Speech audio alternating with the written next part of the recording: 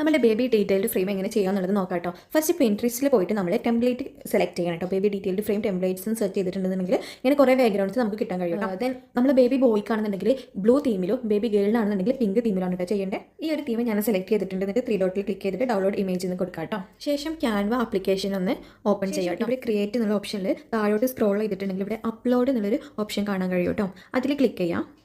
Then അപ്പോൾ നമ്മുടെ ഗാലറിയിലുള്ള ഫോട്ടോസൊക്കെ കിട്ടും. ഇതാണ് ഞാൻ ഡൗൺലോഡ് ചെയ്ത് വെച്ചിട്ടുള്ള ഫോട്ടോ കേട്ടോ. അത് ജസ്റ്റ് ഒന്ന് ടച്ച് ചെയ്തിട്ട് സെലക്ട് ചെയ്യാം. ഓക്കെ, എന്നിട്ട് ഇവിടെ use in A new design എന്നുള്ളത് സെലക്ട് ചെയ്യാം കേട്ടോ. ഇവിടെ ക്യാൻവാസിൽ ഓപ്പൺ ആയിട്ടുണ്ട്. ഇനി ഇതിലോട്ട് നമ്മൾ കുറേ ഐക്കൺസ് കൊണ്ടുവരേണ്ടതുണ്ട്. ദെൻ ഫസ്റ്റ് ഇവിടെ താഴെ എലമെൻറ്റ്സിൽ പോയിട്ട് എലമെൻറ്റ്സ് ക്ലിക്ക് ചെയ്യാം. ദെൻ മുകളിൽ സെർച്ച് ബട്ടൺ എന്നുണ്ടാകും. അതിൽ റൗണ്ട് ഫ്രെയിം എന്നുള്ളത് സെർച്ച് ചെയ്യാം കേട്ടോ. ഇങ്ങനെ ഓപ്പൺ ആകും. ഇവിടെ കുറേ ഫ്രെയിംസ് ഉണ്ട്. ഇതിൽ നമുക്ക് റൗണ്ട് ഫ്രെയിംസ് ആണ് വേണ്ടത്. റൗണ്ട് ഫ്രെയിം സെലക്ട് ചെയ്യുക, ക്ലിക്ക് ചെയ്തിട്ട് ഇങ്ങോട്ട് കൊണ്ടുവരാം. ദെൻ മുകളിലാണ് നമുക്ക് ബേബിയുടെ ഫോട്ടോ വെക്കേണ്ടത്. ശേഷം വീണ്ടും എലമെൻറ്റ്സിൽ പോയിട്ട് റൗണ്ട് ഫ്രെയിം എന്നുള്ളത് ഗ്രാഫിക്സിൽ പോയിട്ട് സെലക്ട് ചെയ്യണം കേട്ടോ. ഗ്രാഫിക്സിൽ പോയിട്ട് നിങ്ങൾക്ക് ഇഷ്ടപ്പെട്ട ഒരു ഫ്രെയിം സെലക്ട് ചെയ്യാം. ഇവിടെ ഒരു ഫ്രെയിം സെലക്ട് ചെയ്തിട്ടുണ്ട്. എന്നിട്ട് ഈ ഒരു ഫ്രെയിമിനോട് അഡ്ജസ്റ്റ് ആക്കിയിട്ട് ഇങ്ങനെ സെറ്റ് ചെയ്തിട്ട് കൊടുക്കാം കേട്ടോ. ശേഷം ഇവിടെ താഴെ ഗാലറി എന്നുള്ളൊരു ഓപ്ഷൻ ഉണ്ട്. അതിൽ ക്ലിക്ക് ചെയ്തിട്ട് ഏത് ഫോട്ടോ ആണ് ആഡ് ചെയ്യേണ്ടത് എന്നുള്ളത് ആ ഒരു ഫോട്ടോയിൽ ക്ലിക്ക് ചെയ്തിട്ട് ക്യാൻവാസിലോട്ട് കൊണ്ടുവരാം കേട്ടോ. ഓക്കെ, ഇവിടെ ഞാൻ ഈ ഒരു ഫോട്ടോ ആണ് സെലക്ട് ചെയ്തിട്ടുള്ളത്. ദെൻ ഇത് ഓക്കെ, നമ്മൾ മുകളിൽ വെച്ചിട്ടുള്ള ഈ ഒരു ഫ്രെയിം മാറ്റിയിട്ട് വേണം ഇത് വെക്കാൻ. എന്നാൽ മാത്രമേ അതിൽ ഇൻക്ലൂഡ് ആവുള്ളൂ കേട്ടോ.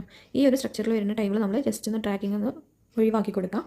ശേഷം ഈ ഒരു ഫ്രെയിം ഇതിൻ്റെ മുകളിൽ കൊണ്ടുവന്ന് വെക്കാം കേട്ടോ. ദെൻ ഇനി നമുക്ക് കുറേ ഐക്കൺസ് കൊണ്ടുവരാണ്ട് എലമെൻറ്റ്സിൽ പോയിട്ട് നമ്മൾ സെർച്ചിൻ്റെ അവിടെ പോയിട്ട് കലണ്ടർ ഐക്കൺ സെർച്ച് ചെയ്യാം കേട്ടോ. ദെൻ ഇങ്ങനെ ഓപ്പൺ ആയിട്ട് വരും. ഇതിലേതാണ് വേണ്ടതെന്നുള്ളത് നമ്മൾ സെലക്ട് ചെയ്യണം കേട്ടോ.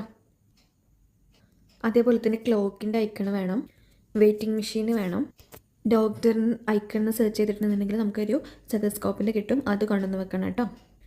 ഇതൊക്കെ നമ്മളെ രീതിക്ക് അനുസരിച്ചിട്ട് അഡ്ജസ്റ്റ് ചെയ്തിട്ടൊക്കെ കൊടുക്കണം കേട്ടോ. ചില കസ്റ്റമേഴ്സ് നമ്മളോട് കൂടുതൽ ഡീറ്റെയിൽസ് ഇൻക്ലൂഡ് ചെയ്യാൻ പറയും. ദെൻ അതിനനുസരിച്ചിട്ടുള്ള സ്പേസൊക്കെ നമ്മൾ വിടണം. പിന്നെ ഐക്കൺസ് എല്ലാം ഏകദേശം ഒരേ സൈസിലായിരിക്കണം കേട്ടോ. ഇവിടെ ഈ ഒരു ഐക്കണിൽ ക്ലിക്ക് ചെയ്തിട്ട് താഴെ സ്ക്രോൾ ചെയ്തിട്ടുണ്ടെങ്കിൽ അതിൻ്റെ സൈസ് നമുക്ക് നോക്കാൻ കഴിയും കേട്ടോ. ഇനി ബ്ലഡ് ക്യൂബ് കൊടുക്കണം. അതിന് നമ്മൾ ബ്ലഡ് ഡ്രോപ്പിൻ്റെ ഐക്കണാണ് വേണ്ടത്. അതും കൂടെ സെർച്ച് ചെയ്യാം. ഏത് ഹോസ്പിറ്റലിലാണെന്നുള്ളത് കൊടുക്കണം. അതിന് നമ്മൾ ഹോസ്പിറ്റൽ ഐക്കണെന്ന് സെർച്ച് ചെയ്തിട്ട് ഒരു ലോഗോ ഐക്കൺ ഫ്രണ്ടിലോട്ട് കൊണ്ടുവരാം കേട്ടോ. ഹൈറ്റിൻ്റെ അളവ് കൊടുക്കണം. അതിന് നമ്മൾ സ്കെയിൽ ഐക്കണെന്ന് സെർച്ച് ചെയ്തിട്ടൊന്ന് സെലക്ട് ചെയ്യാം. ഓക്കെ, ഇനി പ്രൗഡ് സിസ്റ്റേഴ്സിനോ അല്ലെങ്കിൽ പ്രൗഡ് ബ്രദേഴ്സിനോ കൊടുക്കണമെന്നുണ്ടെങ്കിൽ അതിന് നമുക്ക് റൗണ്ട് ഫ്രെയിം സെലക്ട് ചെയ്തിട്ട് കൊണ്ടുവരാം. ഇനി പ്രൗഡ് പേരൻസിന് നമുക്കൊരു റൗണ്ട് ഫ്രെയിം ആവശ്യമുണ്ട് കേട്ടോ. ഓക്കെ, ഇങ്ങനെ 2 റൗണ്ട് ഫ്രെയിംസ് നമ്മൾ കൊടുത്തിട്ടുണ്ട്.